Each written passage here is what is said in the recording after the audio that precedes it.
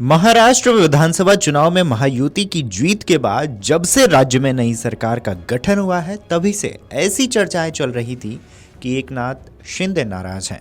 लेकिन अब फडणवीस सरकार ने एक बड़ा फैसला लेते हुए उनका कद और बढ़ा दिया है। तो आइए आपको बता दें कि कैसे। दरअसल महाराष्ट्र सरकार ने एक नया आदेश जारी किया जिसके तहत अब उप मुख्यमंत्री एकनाथ शिंदे सभी फाइलों की पहले जांच करेंगे, बाद में उन फाइलों को मंजूरी के लिए मुख्यमंत्री देवेंद्र फडणवीस के पास भेजा जाएगा। यह आदेश राज्य की मुख्य सचिव सुजाता सौनिक ने 18 मार्च को जारी किया। वहीं इस कदम का मकसद 2023 की उस व्यवस्था को फिर से लागू करना है जिसमें फाइलों की जांच पहले तत्कालीन उप मुख्यमंत्री अजित पवार और देवेंद्र फडणवीस करते थे, बाद में उन फाइलों को तत्कालीन सीएम एकनाथ शिंदे के पास भेजा जाता था।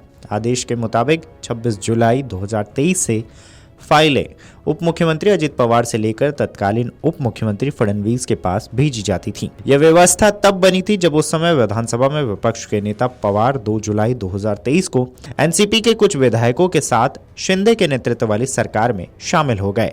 पिछले साल राज्य में विधानसभा हुए राज्य चुनाव में महायुति जिसमें भाजपा, शिंदे के शिवसेना और पवार के नेतृत्व वाली एनसीपी शामिल है, उनकी जीत हुई और देवेंद्र फडणवीस मुख्यमंत्री बने।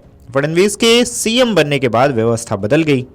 नए आदेश के मुताबिक अब सभी फाइलें उप मुख्यमंत्री अजित पवार से उप मुख्यमंत्री एकनाथ शिंदे के पास भेजी जाएंगी। शिंदे की मंजूरी के बाद फाइलें सीएम देवेंद्र फडणवीस के पास भेजी जाएंगी। अजित पवार के पास वित्त विभाग और शिंदे के पास आवास और शहरी विकास विभाग का जिम्मा है।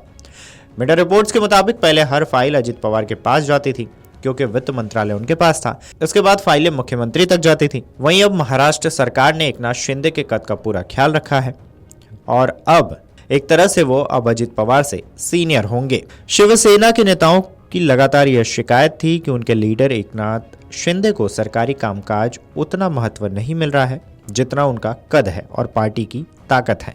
ऐसे में अब शिव सैनिकों के गुस्से को भी कंट्रोल किया जा सकेगा। स्थानीय निकाय चुनाव से पहले यह फैसला अहम माना जा रहा है। बता दें कि महायुति 2.0 के सत्ता में आने के बाद से ही उप मुख्यमंत्री शिंदे और सीएम देवेंद्र फडणवीस के बीच शीत युद्ध की अटकलें लगाई गई थी। हालांकि दोनों ही नेताओं ने इन अटकलों का जोरदार खंडन किया। कुछ जिलों के संरक्षक मंत्री पदों को लेकर भी मतभेद रहे।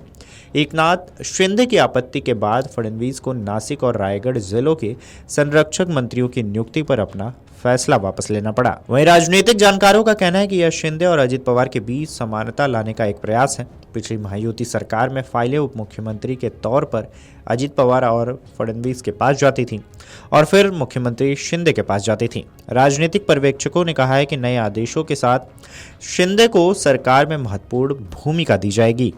उन्हें सरकार में उचित दर्जा और महत्व दिया जा रहा है।